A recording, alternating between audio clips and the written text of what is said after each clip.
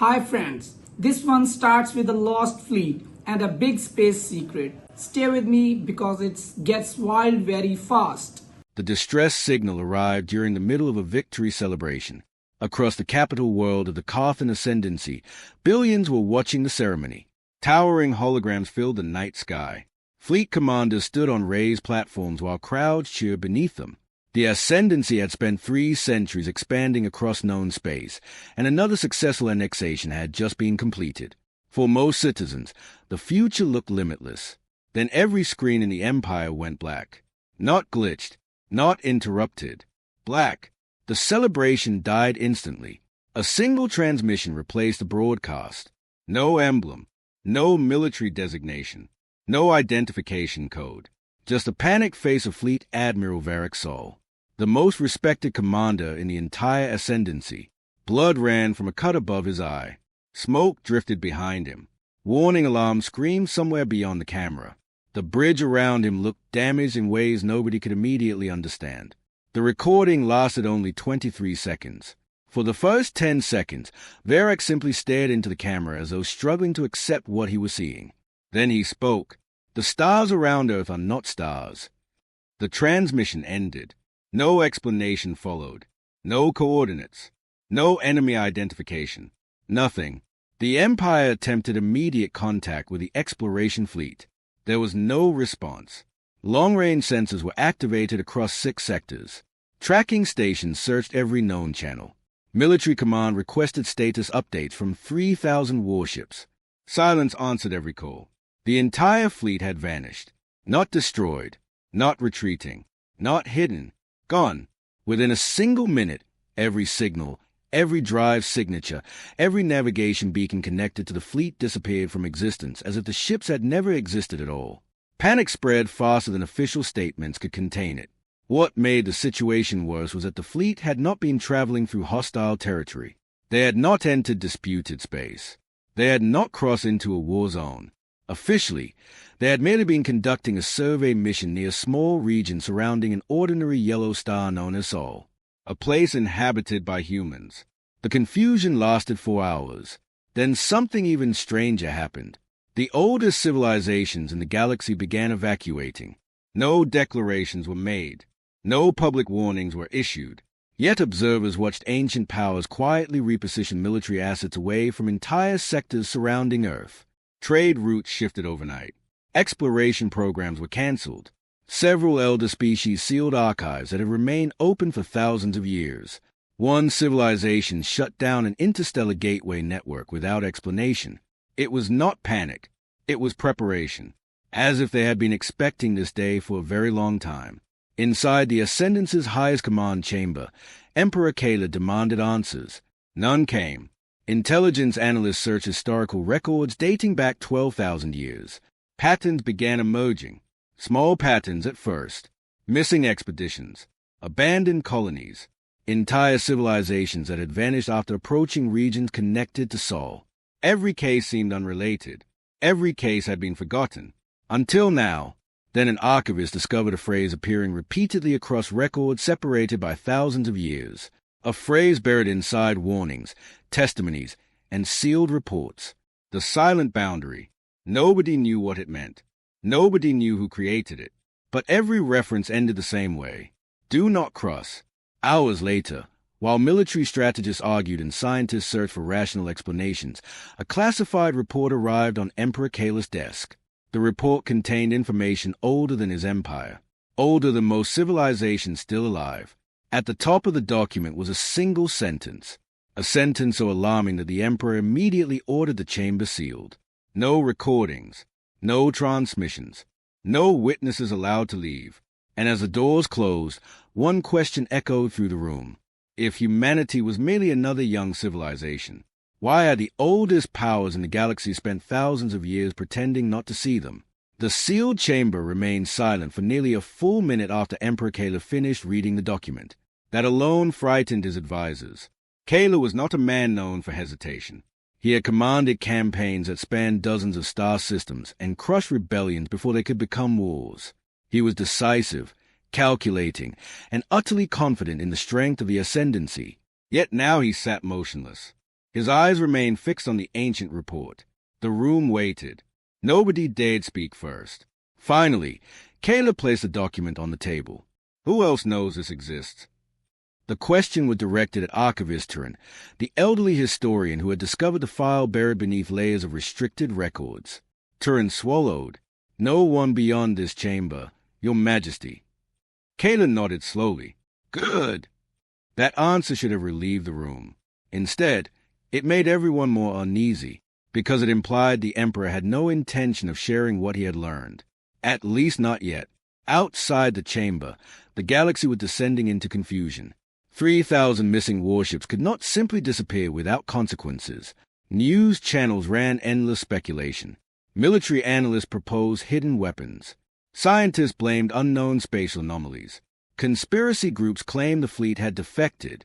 None of the theories explained why ancient civilizations were behaving like frightened survivors who had just recognized the first signs of disaster they remembered all too well. Within 2 days, the first delegation arrived at the imperial capital. They belonged to the Illyrians, one of the oldest surviving species in known space. The Illyrians rarely involved themselves in the affairs of younger powers. They observed. They advised occasionally. They almost never intervened. Yet now they demanded an immediate audience. Their representative was an elderly woman named Celine. Unlike most diplomats, she wasted no time with ceremony. The moment she entered the throne chamber, she looked directly at Kayla. Recall your fleets. The Emperor leaned back. You crossed half the galaxy to tell me that. Celine's expression did not change. I crossed half the galaxy because nobody listened the last time. Those words immediately caught the attention of every official in the room. The last time. Not if. Not perhaps. The last time. Kayla studied her carefully. You know what happened to my fleet. Celine remained silent. That silence became an answer by itself. The Emperor rose from his throne. What are humans hiding? For the first time, something flickered behind Celine's calm demeanor. Not fear. Something older. Regret. The wrong question, she said quietly. The room grew still. Kayla narrowed his eyes. Then what is the right question? Celine's voice dropped almost to a whisper. Why are they hiding it all? Nobody answered, because suddenly the distinction mattered. For generations, the galaxy had assumed humanity concealed its strength because it was weak. That assumption now felt dangerous. What if the opposite were true? What if humanity possessed something so overwhelming that secrecy itself had become necessary? The meeting ended without answers. Celine departed shortly afterward, but before leaving, she delivered a final warning. If your people discover what lies beyond the silent boundary, pray they discover it from a distance. Then she left. 3 days later, military intelligence uncovered another disturbing pattern. Every civilization that had vanished near Sol shared one characteristic: aggression. Every single one. Expansionist empires. Conquerors. Invaders. Not traders. Not explorers. Not refugees. Only powers that arrived with intentions of domination. At first, the pattern seemed coincidental. Then analysts discovered another detail. None of those civilizations had ever transmitted distress signals. Except one. The fleet that had vanished 3 days earlier. The same fleet whose final message still echoed across the Empire. The stars around Earth are not stars. The phrase spread through military circles like a disease. Officers debated its meaning endlessly. Some believed it was metaphorical. Others argued it described hidden defenses. A few suggested Admiral Varric had simply lost his sanity before dying. Yet no explanation felt sufficient. Meanwhile, the Ascendancy continued receiving report from surrounding sectors. Entire regions near Sol were becoming strangely quiet. Merchant traffic was declining. Observation stations were withdrawing. Insurance guilds had begun refusing travel contracts through neighboring systems. Even smugglers were avoiding the area. Fear was spreading, and fear was contagious. Kayla hated fear. He especially hated unexplained fear, which was why, 10 days after the fleet vanished, he made a decision that shocked even his closest advisors. He ordered Operation Dawnbreaker, the largest investigative mission in Ascendancy history. Not a rescue operation, not a diplomatic mission, a full military expedition, 15,000 warships, twice the size of the fleet that had disappeared. If humanity possessed secrets, Kayla intended to uncover them. If someone had destroyed his fleet, he intended to identify them. And if the galaxy was hiding something from the Ascendancy, he intended to drag the truth into the light. The order spread rapidly through military command. Preparations began immediately. Shipyards activated reserve production lines. Admirals received sealed directives. Elite divisions were recalled from distant campaigns. The Empire prepared for a mission unlike any it had ever undertaken. Far away, beyond countless stars, hidden monitoring stations quietly observed every movement. The reports traveled through encrypted channels, across dark space, across distances that should have required weeks, across networks no foreign civilization knew existed. Eventually, the information arrived at a location absent from every galactic map, a place buried deep within the Sol system, a place where a single human officer reviewed the growing fleet mobilization with remarkable calm. She did not appear surprised. She did not appear worried. If anything, she looked disappointed, as though she had seen this outcome coming for a very long time. Then she opened a secure communication channel. "Confirming escalation," she said. A pause followed. Then a reply arrived from somewhere even deeper within the hidden network. Just 4 words. The officer read them once. Her expression hardened. For the first time in centuries. "They are coming." I have a bad feeling about this. I think the real story starts now. I have a bad feeling about this. I think the real story starts now. The official launch of Operation Dawnbreaker was celebrated across the Ascendancy as a demonstration of strength. Citizens filled public plazas. Military broadcasts praised the courage of the fleet. Commentators spoke confidently about uncovering whatever mystery had swallowed the previous expedition. The message was simple. The Ascendancy feared nothing. But beneath the confidence, something unusual was happening. For the first time in centuries, recruitment numbers were falling. Veteran officers were requesting transfers. Several decorated captains quietly declined promotion opportunities that would have placed them aboard the expedition. Most could not explain why, only that something about Sol felt wrong. The feeling grew stronger the closer the fleet moved toward its destination. 2 months later, 15,000 warships crossed into the outer frontier sectors surrounding human space. Nothing happened. No attacks. No warnings. No visible defenses. The stars shone peacefully. Trade routes remained open. The navigation systems reported no hazards. Everything appeared completely normal. That should have reassured the crews. Instead, it made many of them uncomfortable, because the silence felt deliberate, as though something was watching them, waiting. Fleet Admiral Corvin Rao dismissed such concerns immediately. Unlike Varric Sol, Corvin had built his reputation on relentless aggression.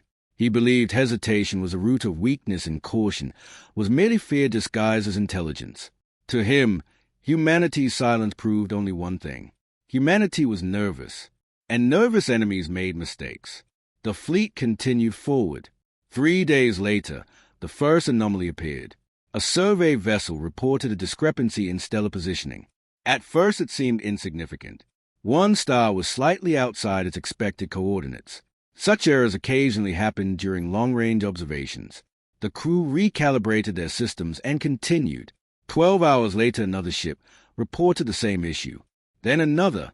Then 27 more. Different stars. Different locations. Different sectors of observation. Yet every report described the same phenomenon. The stars were not where they should have been. Scientists blamed sensor drift.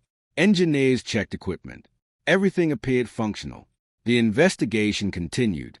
Then matters became stranger. Several long-range probes began transmitting contradictory data. One probe reported an asteroid field. Another reported empty space.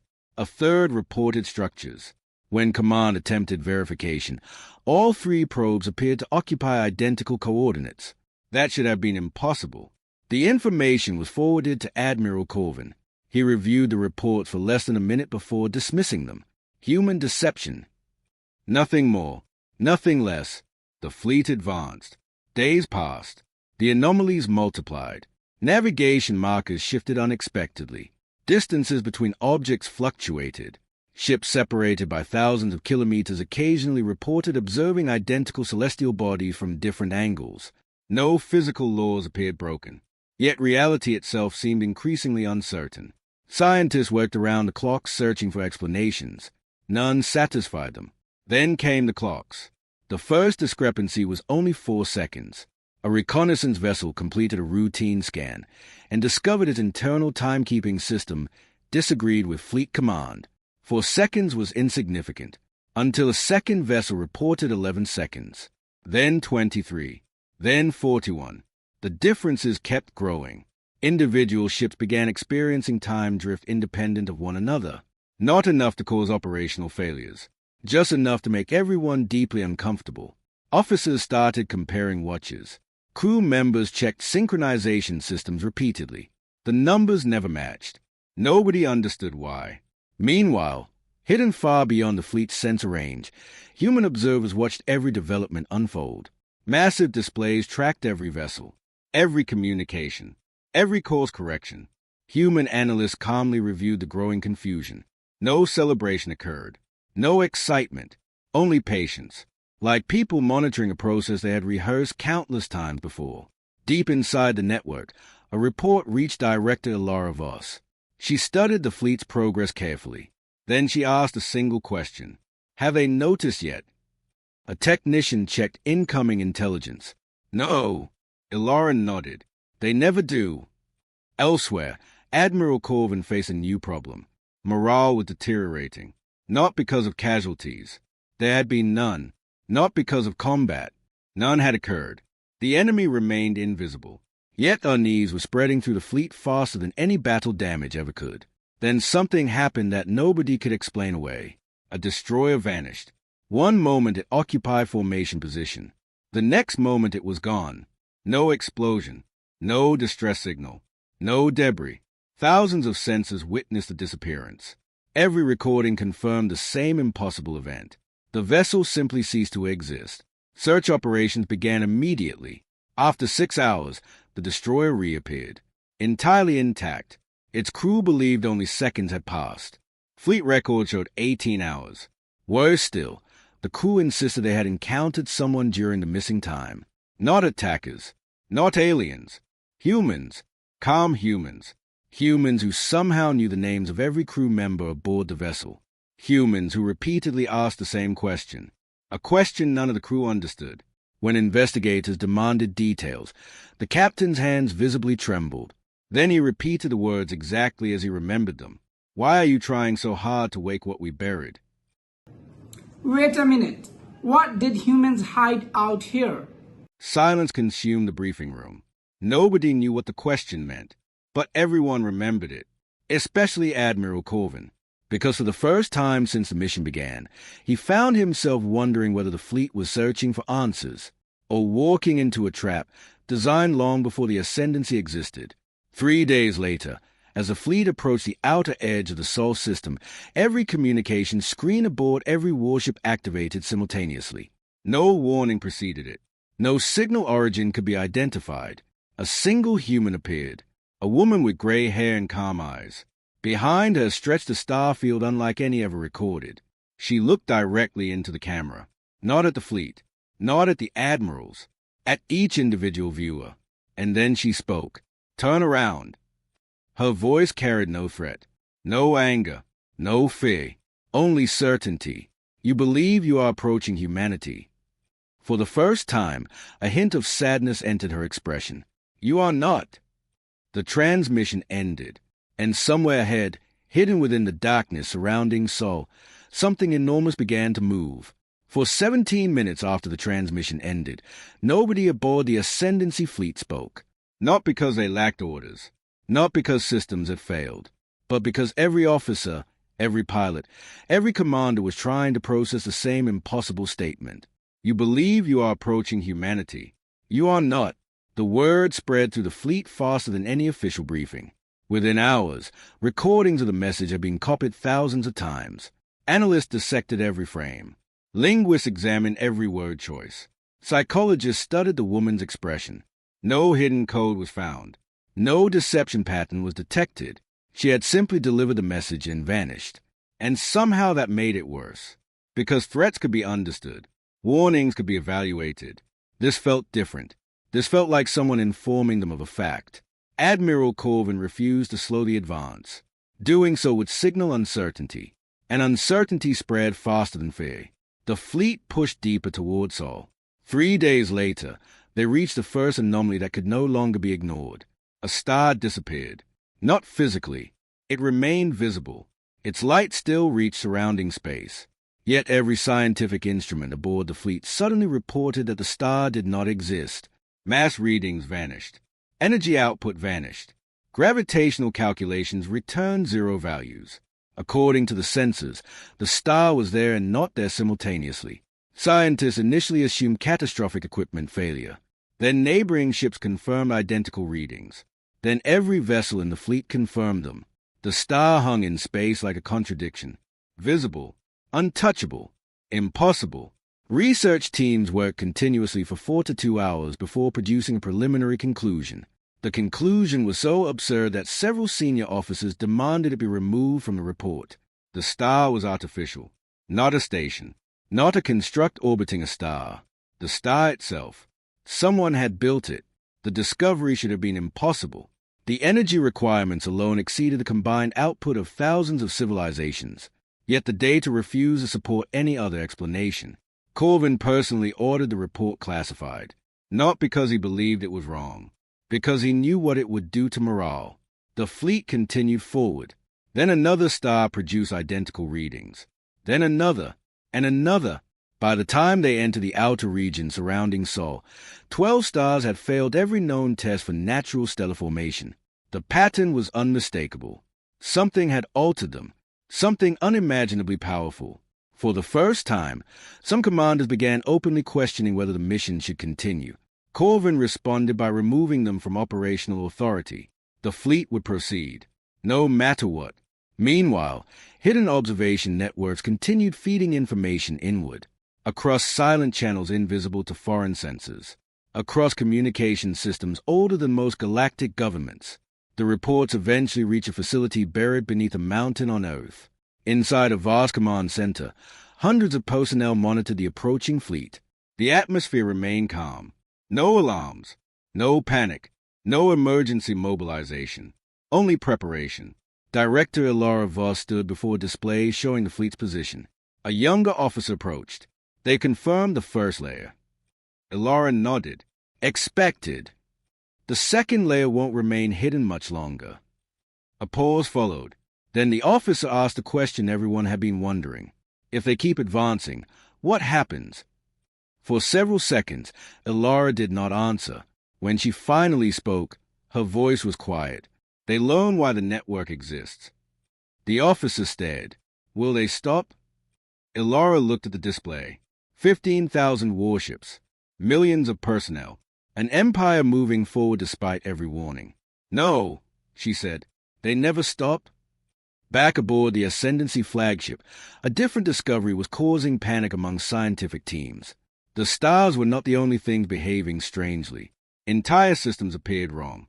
At first, the discrepancies seemed minor. Planetary masses that did not match expected values. Orbital paths that were mathematically perfect beyond natural probability. Moon position with impossible precision. Then a research vessel uncovered something terrifying. Several planets showed evidence of artificial restructuring. Not surface engineering. Not terraforming. Planetary-scale redesign. Continents appeared manufactured. Mountain ranges followed geometric patterns. Ocean concealed structures larger than cities. The deeper scientists looked, the less natural reality appeared. Someone had been modifying entire systems.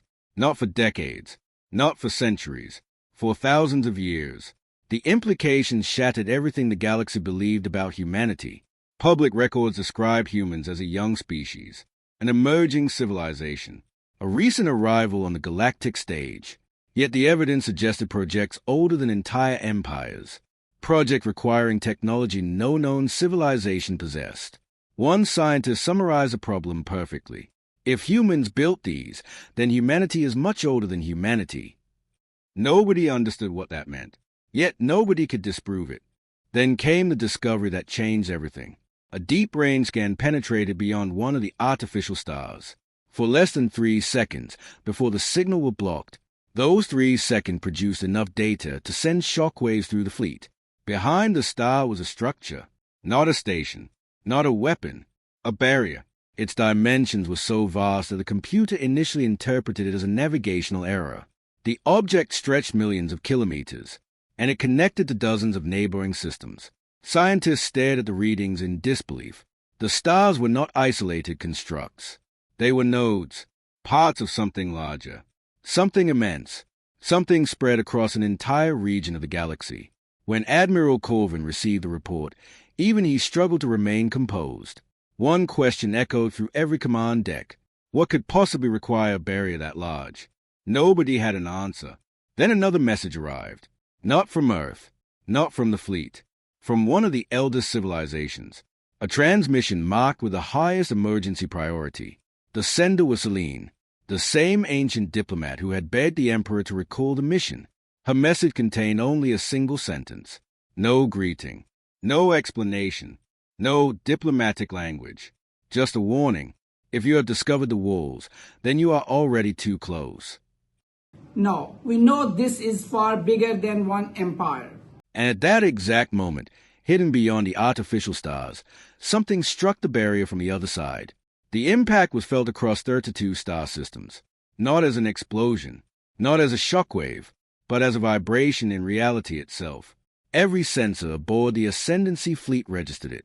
Navigation arrays flickered, communications distorted, artificial gravity systems momentarily fluctuated. For less than a second, the universe seemed to shudder. Then everything returned to normal, which was somehow even more terrifying, because something powerful enough to disturb space across multiple systems should have left devastation behind. Instead, there was only silence, a silence that lasted exactly 19 minutes. Then the barrier moved. At first, nobody realized what they were seeing. The structure was too large for the mind to process, too vast for ordinary perception. Analysts initially believed their instruments were malfunctioning. But as additional data arrived, a horrifying truth emerged. The barrier had not been stationary. It had been slowly shifting this entire time. Millions of interconnected structures stretching between stars. A web larger than empires, older than civilizations. And now, for the first time in recorded history, part of it was changing position. Across the fleet, scientists watched in disbelief. The barrier was responding. Something had struck it, and the barrier had reacted. Admiral Corvin immediately ordered a full analysis. Hours later, the results arrived. They only deepened the mystery. The network surrounding Sol wasn't defensive in the traditional sense. Its architecture made no strategic sense. It wasn't positioned to stop invading fleets. It wasn't designed to protect planets. It wasn't optimized for warfare at all. Every model reached the same conclusion. The network's purpose was containment. The word appeared repeatedly throughout every simulation. Containment, containment, containment, containment. The realization spread through command like poison. If the network wasn't keeping outsiders away from humanity, then what exactly was it keeping inside? Far away on Earth, the answer had already begun unfolding. Deep beneath the Pacific Ocean, thousands of meters below the surface, alarms activated inside a facility that officially did not exist. Red lights illuminated corridors that had remained dark for over a century. Personnel rushed between stations. Ancient systems awakened. Massive displays filled with warnings. For the first time in generations, Protocol Blackstar was activated. Director Ilara Voss entered the primary operations chamber. Nobody spoke. Nobody needed to. The screens told a story. Multiple containment nodes were under stress. Energy fluctuations were spreading through the network. Not catastrophic, not yet, but growing. A senior analyst looked toward Ilara. Pressure levels are increasing. How much? The analyst hesitated, then answered, more than any event since the fourth breach. Several people in the room went pale. The fourth breach. Even among humanity's most classified records, the term carried weight. Most citizens had never heard it. Most governments didn't know it existed. Yet every guardian assigned to the network understood its significance. The fourth breach was why the network had been built. The fourth breach was why humanity had chosen secrecy. The fourth breach was why Earth had spent centuries pretending weakness. Ilara stared at the data. Then she quietly asked a question nobody wanted to hear. Has it noticed? The room became silent. Finally, an answer came. Unknown. That frightened her more than confirmation would have, because if the answer was unknown, it meant humanity's senses could no longer see everything. And that had never happened before. Back aboard the Ascendancy flagship, events were escalating rapidly.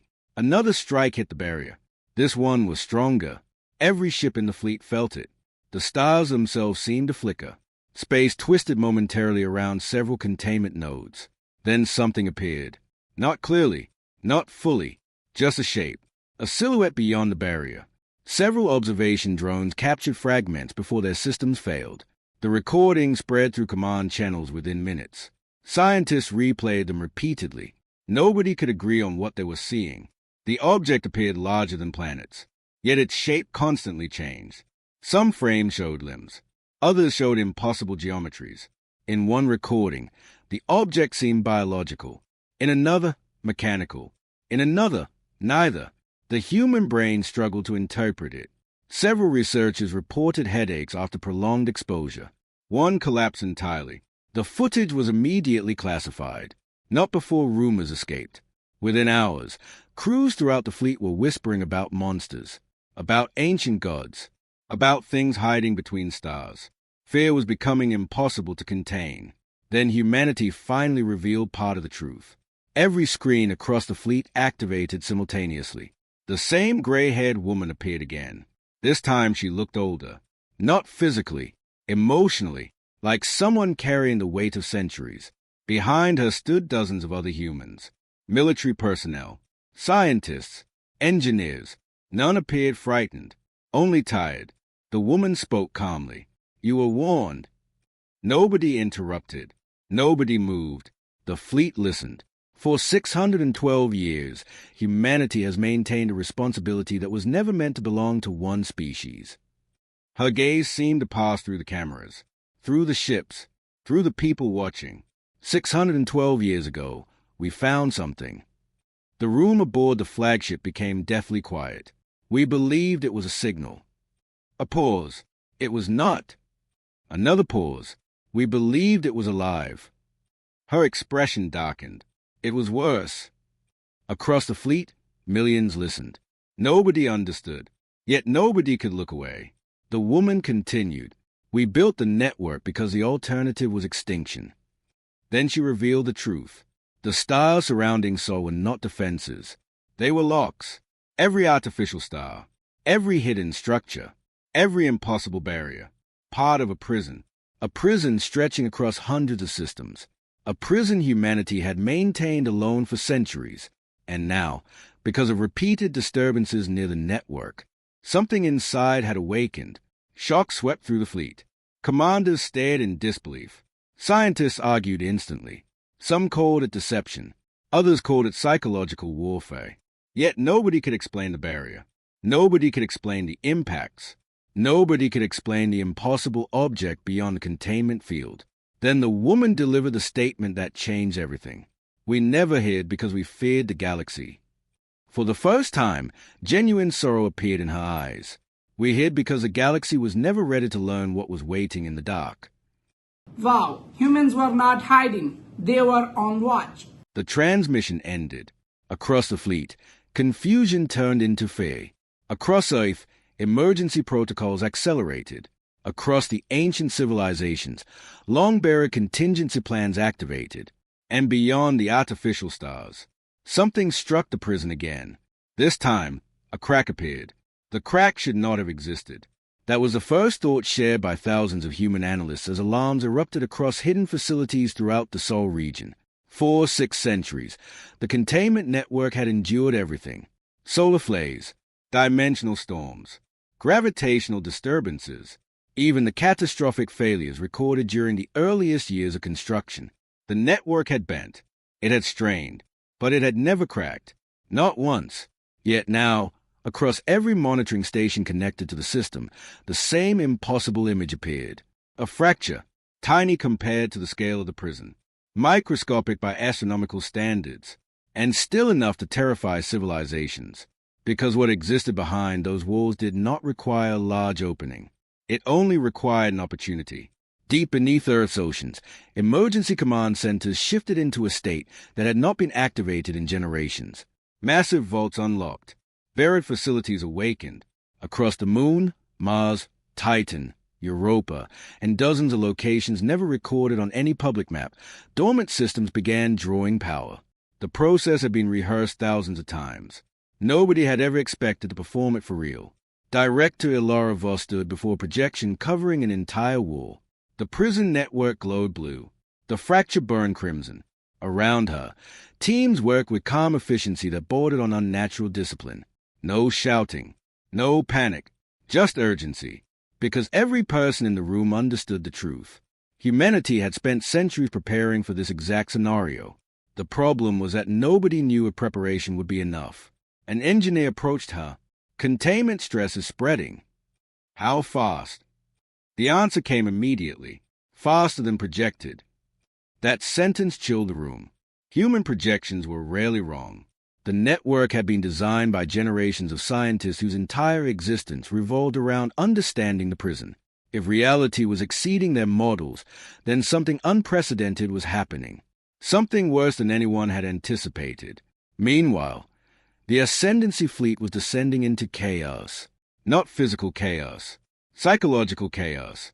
The revelation about the prison had shattered assumptions across every level of command. For centuries, the galaxy had feared powerful civilizations, conquerors, empires, superweapons. Now they were being told that the greatest secret in galactic history wasn't a weapon at all. It was a lock, and humanity had been standing guard over it alone. Some officers demanded immediate withdrawal. Others insisted the humans were lying. Still others stared at the growing crack on sensor displays and quietly wondered whether truth even mattered anymore. Admiral Corvin struggled to maintain order. For the first time in his career, certainty was abandoning him. He had spent his life believing every problem could be solved through force. Every enemy could be confronted. Every obstacle could be overcome. But what exactly was he supposed to fight now? A prison? A mystery? A nightmare hidden beyond the edge of reality itself? Then something happened that erased all remaining doubt. The crack widened, only slightly, yet enough for something to emerge. Not physically, not completely. A signal. Every communications array in the fleet activated simultaneously. Every channel, every frequency, every language. The message arrived all at once. Some crew members heard voices from their childhood. Others heard family members long dead. Some heard their own thoughts speaking back to them. The words changed from listener to listener, but the intention remained the same. Invitation, temptation, curiosity. Come closer. Understand. Open the door. Psychological specialists immediately recognized the danger. The signal wasn't communicating. It was adapting, learning, tailoring itself to each individual mind. Several crew members attempted to disable their equipment. The signal continued anyway. Others fled communications rooms entirely. They still heard the whispers.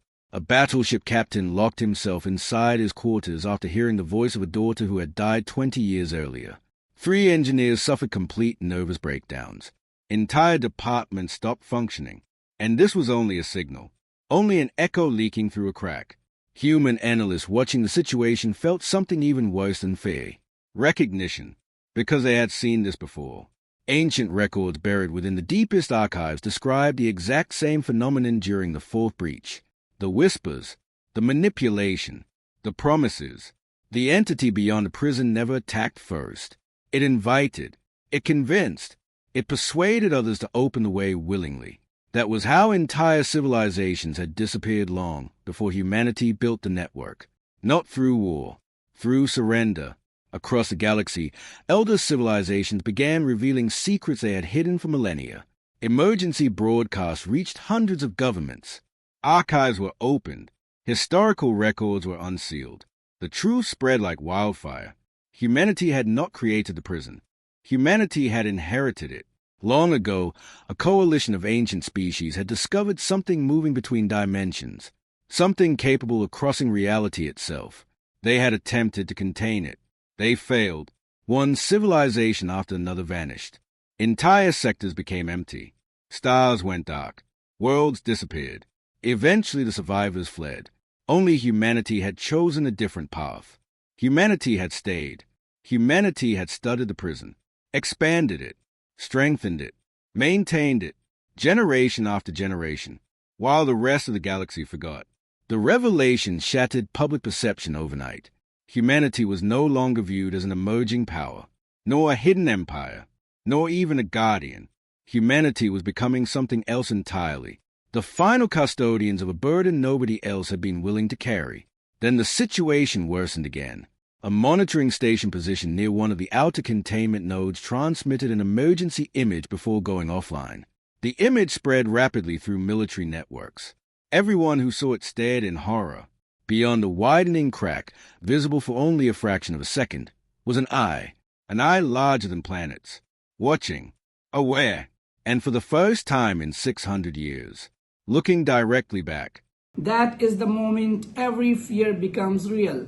The eye remained visible for less than a second. Yet that single second changed the galaxy forever. Across thousands of observation platforms, billions of people witnessed the same image. An eye larger than worlds. An eye that should not have fit inside any known understanding of reality. An eye staring through a fracture in existence itself. And most terrifying of all, an eye that appeared curious. Not angry, not hostile, curious, as though something ancient had finally noticed movement outside its cage. Panic spread with unprecedented speed. Governments collapsed into emergency sessions. Military fleets abandoned territorial disputes. Trade alliances dissolved overnight. Entire civilizations redirected their economies toward survival planning. Nothing else mattered anymore. The galaxy had spent millennia fearing each other. Now they understood how small those fears truly were. Because every empire, every fleet, every superweapon ever built suddenly looked insignificant compared to whatever was looking through that crack. On Earth, humanity's final contingency plans activated. Deep beneath mountains, beneath oceans, inside hidden facilities scattered across dozens of systems. Ancient vaults opened. Machines older than living memory awakened. Massive structures buried beneath planets began drawing power from stars. The energy consumption alone caused noticeable fluctuations throughout entire sectors. For the first time in centuries, humanity stopped hiding. The disguise was over. The silence was over. The waiting was over. Across the galaxy, hidden human infrastructure emerged from obscurity. Gigantic orbital complexes appeared around worlds previously believed uninhabited. Artificial moons activated. Deep space installations revealed themselves. Entire fleets materialized from locations everyone thought were empty. Not invasion fleets. Not conquest fleets. Guardian fleets. The revelation stunned observers.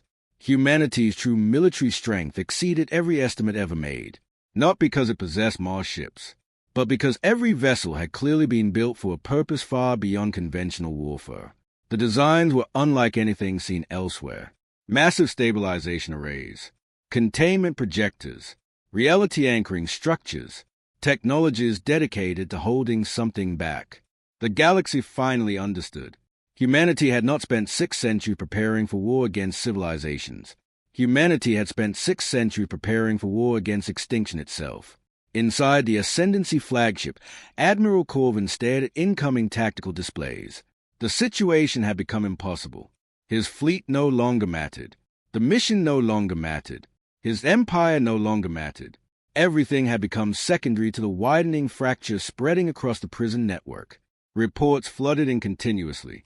Containment nodes destabilizing. Energy barriers failing. Reality distortions increasing. Whispers growing stronger. Then came the worst update yet. The crack was accelerating. The prison was weakening faster than human repair teams could compensate. Director Ilara Voss received the same report seconds later. She closed her eyes briefly. Not from fear, from calculation. Thousands of simulations ran through her thoughts.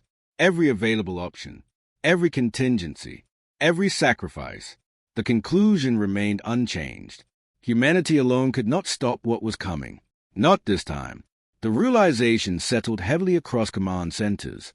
For 6 centuries, humanity had carried the burden alone. Now the burden had become too large. For the first time in their history, they needed help. The request went out across the galaxy. Not a demand, not an order, a choice. Every civilization received the same transmission. A simple explanation. A simple warning, and a simple opportunity. Help hold the line, or prepare to watch reality break. Nobody knew how other species would respond. Humanity had hidden itself for centuries. Many governments still feared them. Many distrusted them. Some even blamed them for keeping the secret. Hours passed. Then the first fleet arrived. Not human, a small coalition patrol from a neighboring civilization. Then another. The trickle became a flood. Ancient powers emerged from isolation. Former enemies coordinated operations. Rivals shared technology. Empires that had spent centuries threatening one another suddenly fought toward a common objective. The galaxy was changing, not because humanity demanded it, because survival demanded it. Among those responding was Emperor Kayla. For days he had remained silent, watching, learning, accepting the scale of his mistake. Millions had followed his orders. Thousands of ships had crossed the silent boundary because of his pride. Now the consequences threatened every living world. The Emperor stood before a fleet barely a fraction of its former size.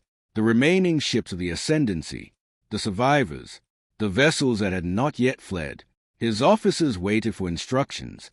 Kayla looked toward the growing fracture, toward the ice still occasionally visible beyond it, toward the impossible darkness moving behind the prison walls. Then he made his decision. The Ascendancy started this. No one interrupted. We finish it. Orders spread immediately. Every remaining warship altered course. Not away from danger. Toward it. Human command received the transmission minutes later. Elora read it twice. Then a faint smile appeared. Not because victory was certain. Far from it. But because something unexpected had happened. The galaxy was finally acting like a civilization instead of a collection of empires. Outside the prison network, hundreds of fleets converged. Inside hidden command centers, humanity prepared the final operation, the most dangerous mission ever attempted, a direct reinforcement of the failing containment core. Success probabilities were grim. Casualty estimates were catastrophic.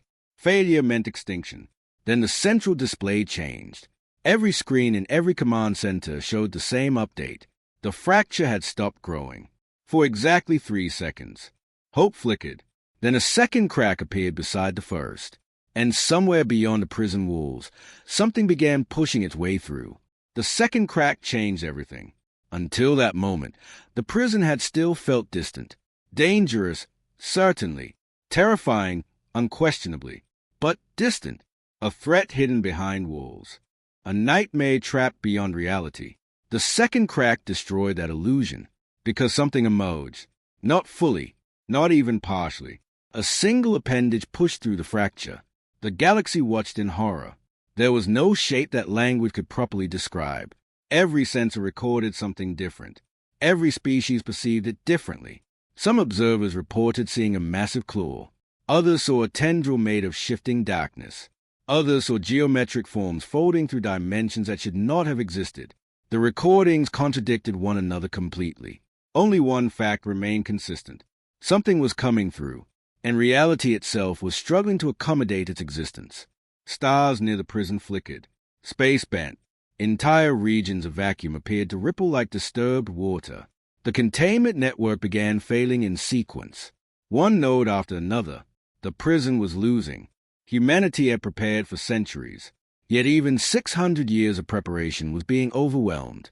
Inside Earth Command Center, silence settled over the room. No panic remained. No confusion. Only acceptance. Director Elora Voss studied the projections. The numbers were final. The simulations unanimous. If the containment core failed, the prison would collapse completely. The entity would enter normal space. And everything that followed would be measured not in battles or wars, but extinctions. A young officer approached. What are our chances? Elora looked at the display, then at the exhausted faces surrounding her, then at the symbols representing hundreds of allied fleets converging around the network. Human, alien, former enemies, former rivals, standing together, better than they were yesterday. The officer managed a faint smile. It was enough. The final operation began. Across hundreds of systems, fleets moved into position. Human guardian vessels activated structures that had remained dormant for centuries. Artificial stars shifted alignment. Reality anchors synchronized. Containment rejectors reached maximum output. The entire prison network began drawing power from every available source. Worlds dimmed. Stars fluctuated. Entire sectors experienced energy shortages. The galaxy poured everything into one final effort. Then came the hardest part. Someone had to enter the containment core itself. Not remotely, not through drones. In person. The core sat closest to the fractures, closest to the entity, closest to the place where reality was breaking. The mission carried a near-zero survival probability. Everyone knew it. No volunteers were expected. Before humanity could even issue the request, another transmission arrived. It came from Emperor Kayla, the man whose arrogance had helped trigger the crisis, the man whose fleet had crossed the silent boundary, the man who had ignored every warning. His message was simple. This burden became ours the moment we helped break the walls. Human Command attempted to object. Kayla refused. Minutes later, his flagship altered course, not away from the danger, toward the containment core. Other Ascendancy vessels followed. Then more ships joined them, and more, until an entire coalition force surrounded the Emperor's vessel. Not because they were ordered to, because they chose to. The final approach lasted 27 minutes, the longest 27 minutes in galactic history. As the coalition advanced, the entity pushed harder against the fractures. More of it became visible, enough to understand one horrifying truth. Humanity had not exaggerated. Humanity had not misunderstood. Humanity had not overreacted. If anything, they had understated the danger. The thing beyond the prison was worse than imagination. Yet humanity had stood against it alone for 600 years.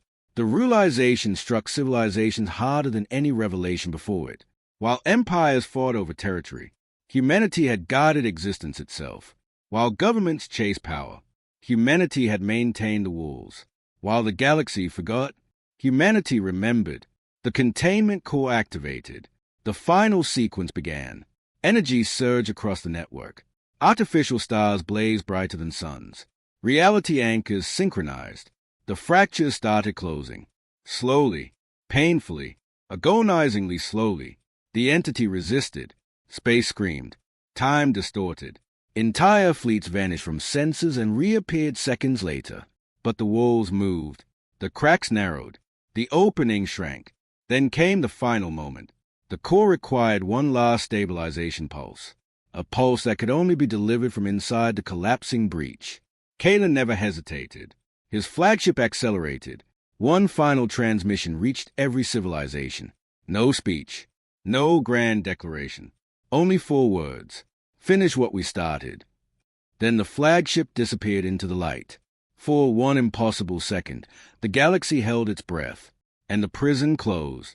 Silence followed. Complete. Absolute. The fractures vanished. The entity disappeared.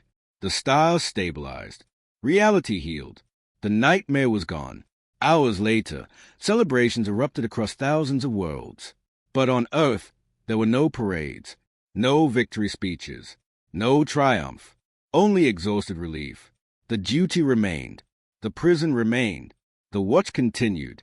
Months later, the Galactic Assembly convened for the first time since the crisis. Representatives from every major civilization attended. The first resolution passed unanimously. Humanity would no longer be classified as an emerging power, nor a hidden civilization, nor even a military superpower. A new designation was created exclusively for them. The Watchers of the Dark. The title spread across the galaxy. Children learned it in schools. Governments engraved it into records. Historians wrote entire volumes explaining its meaning. Yet the simplest explanation came from an old inscription later placed at the entrance of the restored containment network. A single sentence. A sentence that every civilization would remember for generations. Humanity was never hiding from the galaxy. Humanity was standing guard for it. What a moment! Let us see how this ends.